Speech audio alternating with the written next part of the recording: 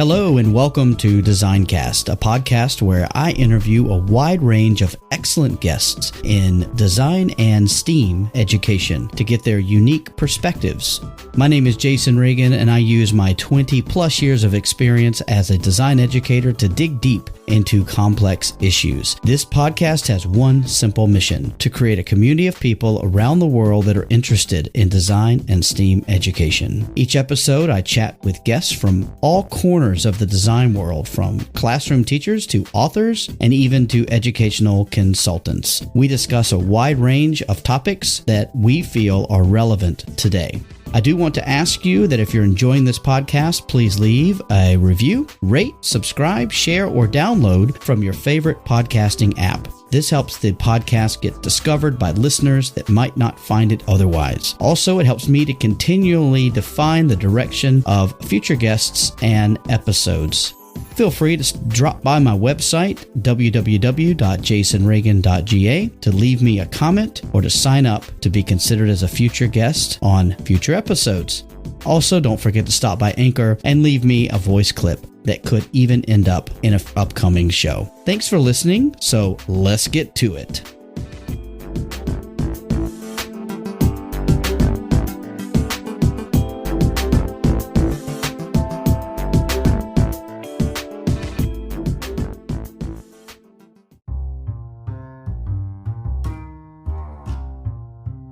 On this episode of Designcast, I had the pleasure of talking with Phil Cotton. Phil is a design and technology teacher and founder of Learnbylayers. Learnbylayers is an online resource for all of the things an educator might need to design and deliver a 3D printing curriculum in their classroom. Phil and I had a great time chatting about how his business started, how he has had to adjust during the current global situation to meet the needs of his customers, and what his vision is for Learnbylayers. Check out the show notes for links to the resources that Phil shares. Now sit back, relax, and enjoy this chat with Phil Cotton.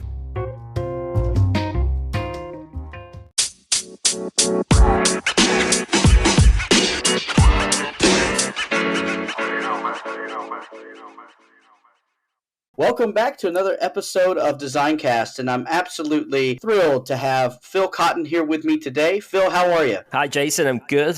Thank you for having me here. I am really excited to chat with you, and James Bleach tells me you're the guy, and so that totally works out for me. Yeah, James is the oracle. He's the king of design. Absolutely. He's definitely is up there, I'll tell you what, in the hierarchy. So if you don't mind, can you just tell everyone a little bit about yourself and sort of what led you into teaching? Yeah, sure. I'm a design technology teacher for the past 10 years, and my current role within school is head of department in a school in Greater Manchester. Also, I'm the founder of Learnbylayers, which is an online website which provides 3D printing resources for teachers and schools who are looking to start 3D printing. I'm also an associate facilitator for the National STEM Centre, so National STEM Learning, where I plan and deliver CPD to teachers who want to learn about 3D printing. And then on the back of this, I'm also a certified instructor for Fusion 360. So quite a lot going on there. But in terms of how I got into teaching, it started with a passion for design when I was at school. I loved design and technology. It was the only subject that really interested me. I had a great teacher, a great school, and it was the only subject that I thought, I really want to go into the design technology lab and I really want to engage with this. So I just followed it through to A levels. I went to university. I studied industrial design and technology at Loughborough University. And then after that, I found myself sort of thinking, right, what do I do next? And I decided to go traveling when I graduated. I didn't really want to go into the world of work straight away. I thought, I want to see the world, and travel's quite a common thing to do in the UK. So during this time I was working in the USA, and one of the jobs that I did involved me training other employees. And what I enjoyed about it was working with others and passing my knowledge on. And I really thought there's something really positive to do. So after I finished working in the States, I returned to the UK, and I sort of had to make a few life decisions. I thought, you know what, I'm gonna have a think about teaching in schools. I love design technology. I had a degree in it. I enjoyed working with others, sharing knowledge. So I thought, right, I've got to have a go at teaching design and tech. So I basically went to my old school, volunteered for a week just to see if this is something I want to do. I hadn't been in the school for years. And school hadn't changed. It was amazing. The teachers were amazing. And I thought, you know what, I'm going to give this a go. So I applied to study design and technology, PGCE, so a postgraduate certificate in education at the University of Manchester, with a guy called David Spenlove. He's well renowned within the design world. Yeah, that was it. Basically, after I did my PGCE, I got my first job as teaching and never looked back. And it was one of the best decisions I've made in my life to become a teacher. I tell you, it's funny. I hear all these stories from people about the path and the journey that they've taken to becoming involved in design and STEM and STEAM and that sort of thing. And your journey is very similar to a lot of other people who've been on this podcast. So it's really fun to hear that. And so before we started, you were saying you worked for a little bit in South Carolina. Can you tell me a little bit more about that? It was a dream job. It was beach lifeguarding. For someone from the UK, that is pretty sort of bizarre to go and do because it's not a common job here in England. Our beaches aren't very exotic and the weather's not very warm. So it's not something that you do. And I just saw this job in the States. I engaged in BUNAC, which is British University's North American Club, which is an exchange program.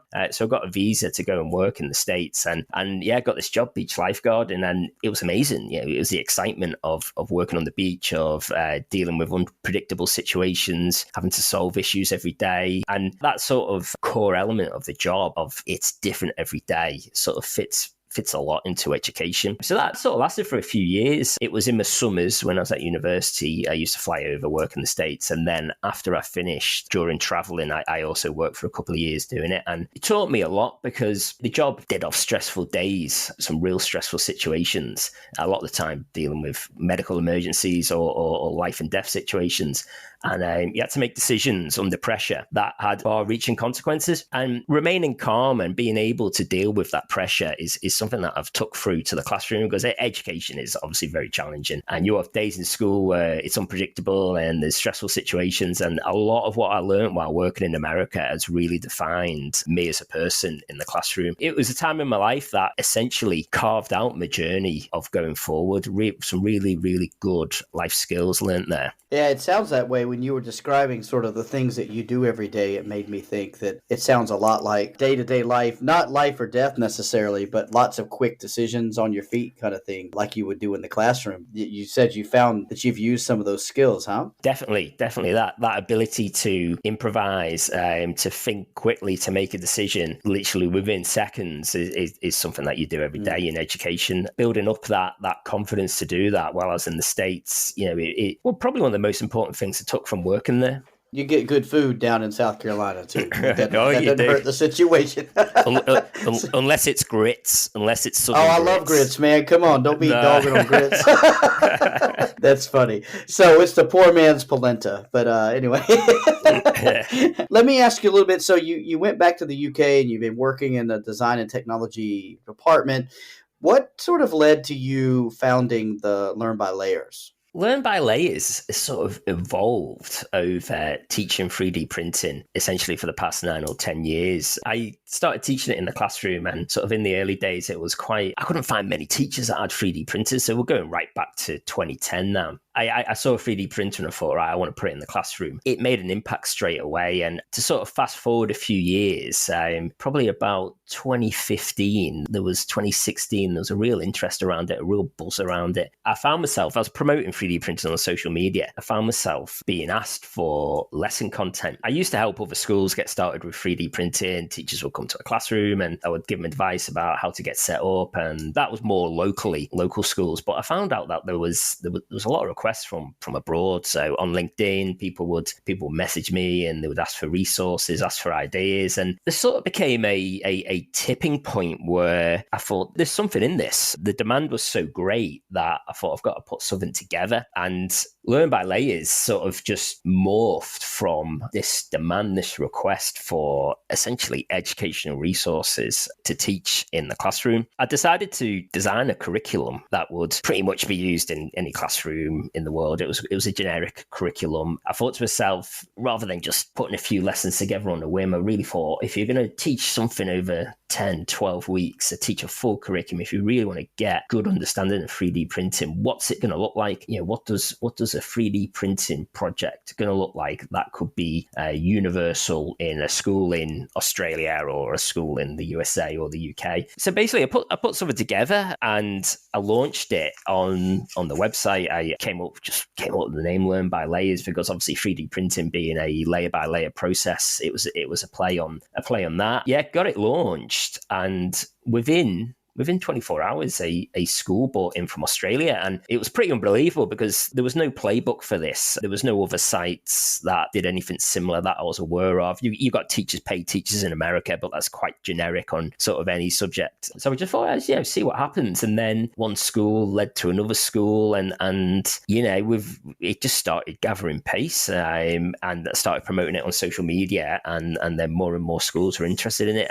It is really sort of grown over the past few years. A lot of the time as schools have worked their way through the curriculum, they requested more content, so I expanded the lessons, kept adding more to it, basically upon the demand of what teachers wanted. So the feedback from the first schools was, right, we want more of this. So I was like, right, okay, I'll respond with that. Essentially what turned out as 10 lessons to start off with about 70 resources, has now grown into 5 different curriculums. There's over 350 resources. There's beginners, intermediate, advanced packs, but even all the way up to high-end resin 3D printing and coding. It's become a beast of a learning resource, which it's been really good because when you start something out, say a new business, a lot of people want to base it upon an existing business that's already out there, and you've got something to go off with. This, there hasn't been anything to go off. It literally has been, I just go with the demand of what schools want and try my best to meet their demand. That sounds great. It's amazing how many times I've heard people talk about there's been a need for something, and so they just met the need.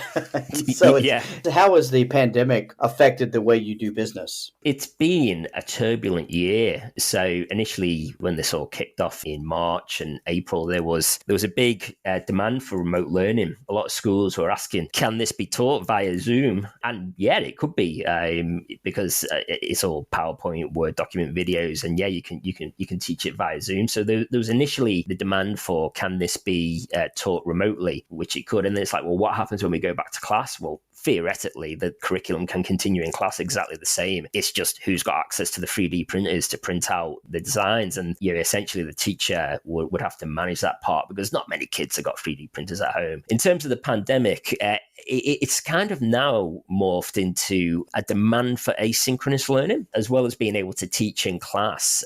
Teachers have demanded online courses. So they want to get their skills up to scratch first before they then teach the curriculum. So we've added a Fusion 360 course and a coding and 3D printing course, and I'm working on an Onshape course at the moment. And also from homeschoolers as well, not just from teachers, but from homeschoolers, from parents wanting to learn about 3D printing to then teach their kids.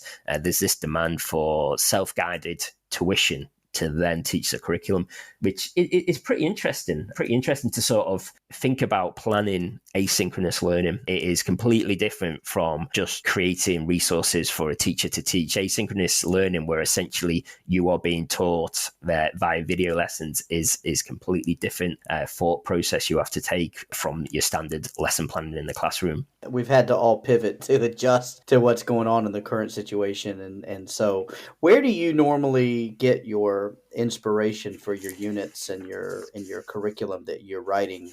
Is it from your own classroom experience or from what other people? I know you said you've dialogued with lots of different schools. So yeah, where are you getting most of your inspiration and most of your feedback? It's a sort of blend of two. I think about what works in the classroom. If I've got an idea, I think, would that actually work in the classroom? And then I get feedback off of the teachers. I throw ideas around and that looks good. Give that a go. So I'll create something, share it with a few teachers, see what they think, and then sort of go at it that way. There's no sort of set formula for it, really. It's quite organic. It is meeting a lot of the demand upon what schools are after. So the inspiration side of things, it's a challenging thing because it doesn't just happen. you could go a few weeks, you could go a few days where you've hit the wall and a project is on hold, and then 2 weeks later you've had time to digest, you've spoken to people, you've thrown a few ideas around, and then the penny drops and then you can get to work on it. So there's not this set formula. There's a lot of different influences that sort of guide the way that I go with the content. But I think one of the most important things is understanding how children learn and what will work in the classroom and what won't work. I think that's where a lot of the positivities come from, because when I design something, I do think, right, so if I put this in front of a class of 12-year-olds, if I'm going to start teaching this, what are they going to think? Are they going to think, yeah, great, sir, this is brilliant, they're really interested? Or are they going to go, yeah, I'm getting my iPhone out, this is boring? So inspiration is sort of a lot of, it's quite messy. Quite messy getting inspiration. It's not an easy thing to sort of nail down. Yeah, and I think that's why it's hard to be a non-educator and then try to do this kind of thing. There's a lot of companies that have tried, 3D printing companies have tried and not succeeded with online learning or curriculums, because it's not something that you can just sit in an office and go, I'm going to create a curriculum and all schools are going to love it. Because unless you've had that experience in the classroom, how do you know what you're designing is actually going to work, or how are the kids going to respond to it? And I'm hoping that's where obviously my strengths are completely different to what is out there at the moment with other businesses, is that they're not educators. I'm still an educator in the classroom. At term time, I go into school and I'm in tune with what the current kids are demanding in the classroom. What do you normally use as far as, is your curriculum set so that the teacher can decide what kind of application they're using, or are the curriculum that you've written, are they application specific, or how does that work? There's a blend. There's like a core curriculum on Learnbylayers that is based around Tinkercad and Fusion 360. And both of these are free for education. But then I've also created a mirrored curriculum using Onshape. So Onshape is a browser-based CAD modeling software where you don't need to download any software or configure it. You just log into a browser. So where you've got Tinkercad in a browser and you've got Onshape in a browser, you can basically teach all the design aspect of the curriculum without having to download any software. Some schools can download software quite easily. Some schools can't. It depends upon the policy within the school. In terms of the applications, there's different options available depending upon the situation of the school. So if you're a school that runs Chromebooks, you're going to struggle with Fusion 360 because you can't download it onto a Chromebook. So you'd probably be best going for the Onshape version because everything can stay in a browser. And the key thing about all of the software that is used is it's all free for education. So it's just a case of registering the kids' emails or registering the school, and then you can access it for free, which is really good and obviously important that software is available to use and it's cloud-based and accessible and affordable. Has it been difficult to be able to set up a non-3D printer model brand, like a generic curriculum, if that makes sense? Because, if you're designing for something that's a MakerBot or Pressa or something else, have you noticed there's been a call for certain kinds of skills? The curriculum can be taught with any 3D printer. So the 3D printer is the final part of the process. So imagine if you're writing a dissertation, you could write it on Google Cloud, on Office 365. Doesn't matter what you create it on, the printer is the final stage in getting the models to 3D. So the curriculum can be used essentially with any 3D printer, because this is all about designing files, generating 3D models, and then exporting them to then be 3D printed off. So the type of printer you've got in school, it doesn't matter. The curriculum can be used with any 3D printer. Yeah, because I would assume that might affect certain people because they may not be able to retool. So that's great. I know it is right there at the end, and it's really kind of the outcome. But I was just curious how that would really affect what you were doing. And so what have been some of the challenges you've had, Phil, as you've set this thing up? The challenges really has been on the business side of things and creating the platform, creating the website Learnbylayers, and making sure everything works as it should. Because if you're a consumer and you're going to go onto a website, you need to have confidence in that website to buy the product. Creating the website has been a real challenge because I was never a web developer, and if you want to create something that's bespoke, you've either got to pay someone a lot of money to do it, or you've got to have a go yourself and learn how to do it. So the past few years, I've essentially become a bit of a web developer on the side with managing the website. I've learned basic coding, learned how to edit WordPress plugins, developed configurations, tested them all out. And that has been a huge learning curve and involved reading blogs, watching YouTubes, and how to get the website working the way I want it. Because in essence, if you're having a platform where you can download digital files, that's quite straightforward. But then if you want someone to be able to log in and go through online learning platform for self-guided asynchronous lessons, that's quite challenging to do. And to get those two blended together was not easy. So the big challenge has been the sort of infrastructure side of it and keeping everything going without having to pay an external web development agency literally tens of thousands of pounds. And then on the curriculum side of things, a major challenge is when the software companies or Fusion 360 decided to change their interface. I'd written a load of lessons for how to design iPhone cases and all sorts of things. And then they went and changed their interface, and it was a pretty drastic change. And it's like, the lessons didn't look like the same as Fusion anymore. So then I had to then go back and rewrite everything to make sure that schools had the latest version, because obviously that's vitally important in class when you are teaching CAD, that the resources mirror the CAD package. When there's a major update, that is a huge challenge. But it's a challenge in time, because you've got to go, right, you need 100 hours to rewrite everything. And 100 hours is a lot of time to put aside unexpectedly. And you're still working full time. So, I mean, that doesn't help the situation. No, there's been a lot of burning the midnight oil.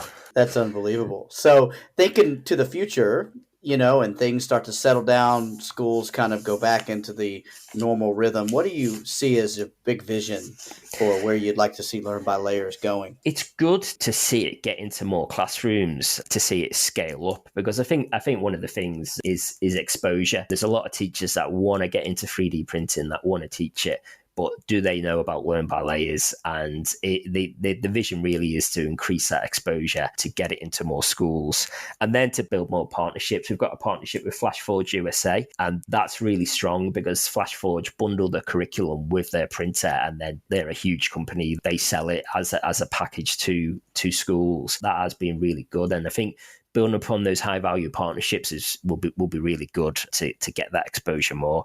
And then as well, publishing more courses. The pandemic has driven the need for online learning, and it's kind of the natural flow to follow is to get more online courses where teachers can upskill themselves in CAD, gain a bit more confidence, and then they can go, when they get back to the classroom, they can then go and teach the curriculum if that's what they want to do. That's the sort of vision of just keep going with what we've got and then expand it. I think it's great that FlashForge is doing that, and that's an option for people buying those printers, and that's great that you've got those partnerships like that. And I know that as more boutique 3D printer makers and manufacturers pop up, I'm sure that there'll be more opportunities for you to jump on that with the ones who are, selling to schools and stuff. That sounds really cool. Let me ask you this. What are you really excited about at the moment? We've had a lot of kind of negative news in the last year. What's something that's really good that's happening, and what are you excited about? I'm excited about the direction that 3D printing is going to go over the next decade. When it landed in education 5-10 years ago, it was very bespoke. It was quite high end. 3D printers weren't cheap. I remember my first 3D printer was £3,000. Now you can get them for under £200, a couple of $100, and it's really that reducing in price point has allowed more schools to access the technology and get it into more classrooms. So that is exciting to see how that's going to evolve further. I'm really excited now about this current generation, are essentially the first generation of kids that are taught about 3D printing in education, and how are they going to use that in real life? So what's it going to look like in 10 years' time? Where are they going to use these skills? It's revolutionizing manufacturing and design like we've never witnessed in our lifetime. So what's going to happen in the next decade? Me personally, I don't think it's going to be that long until you will see a hospital with its own 3D printing lab where they will print out scans of people's organs, or they've broken a bone and they will 3D print an arm cast. So there's huge scope within the next 10 years. And that, to me, how is this current generation going to use it in real life when they get into jobs and careers? That's going to be exciting, really exciting. Mm-hmm. Yeah, I was just reading this morning that NASA's teamed up with a bunch of other folks around the world to develop the big 3D printer they're going to put on the moon so they can create housing. I don't know if you saw that or not. Pretty sweet. Yeah, it's pretty crazy. There's actually a 3D printer in the International Space Center. International Space Station. So if you have a look at a company or an organization called Made in Space, they've partnered with NASA, and they've got a 3D printer that is printing away on the International Space Station, and it's crazy. It's absolutely crazy. They 3D printed a part a few years ago. It was a little ratchet, and NASA released the file the next day. I then downloaded that file and then printed it off in my classroom and said, look at what happened on the International Space Center Station last night. Now we've just downloaded this file that was printed up in space and we're printing it in classroom. I tweeted this to NASA and got a like, and my Twitter followers went up significantly. But the kids went crazy about it. They were just in shock that this file had been printed in space, and then within 24 hours we were printing it in the classroom. That's mind blowing. Yeah, it's the vision, the area of 3D printing in space is just unbelievable. The potential for manufacturing products in space in zero gravity and then using those products back on Earth. There's a huge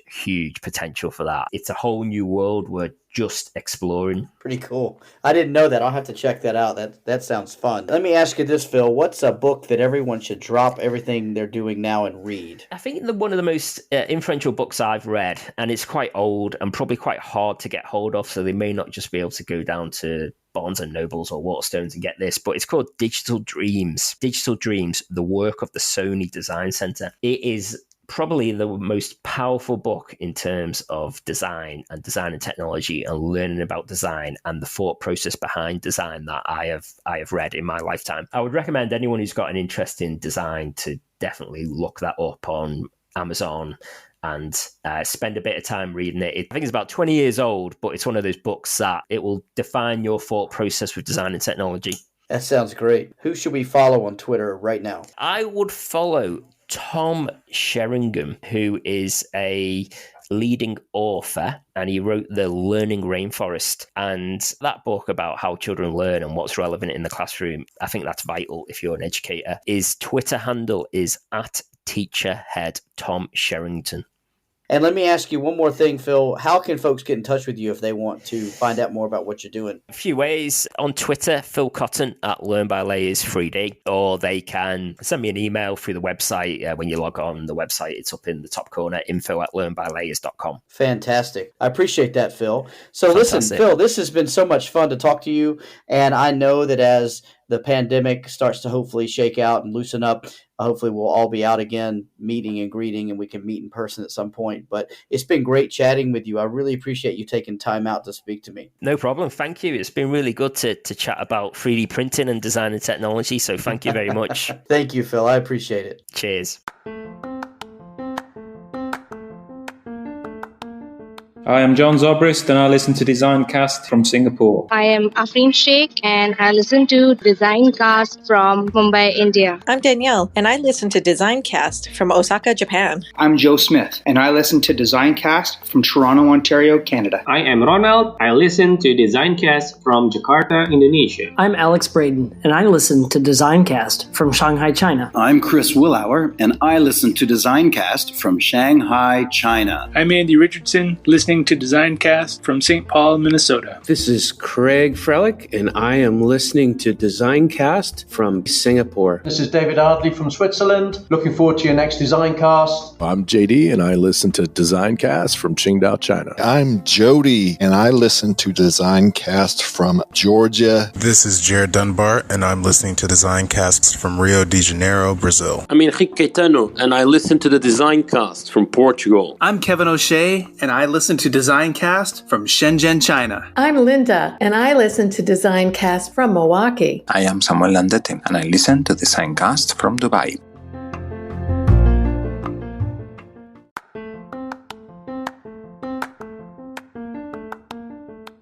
I hope you enjoyed that episode of Designcast. I'm Jason, your host, and I produced and created this podcast. If you have any input, I would love to hear from you, and I look forward to seeing you again really soon.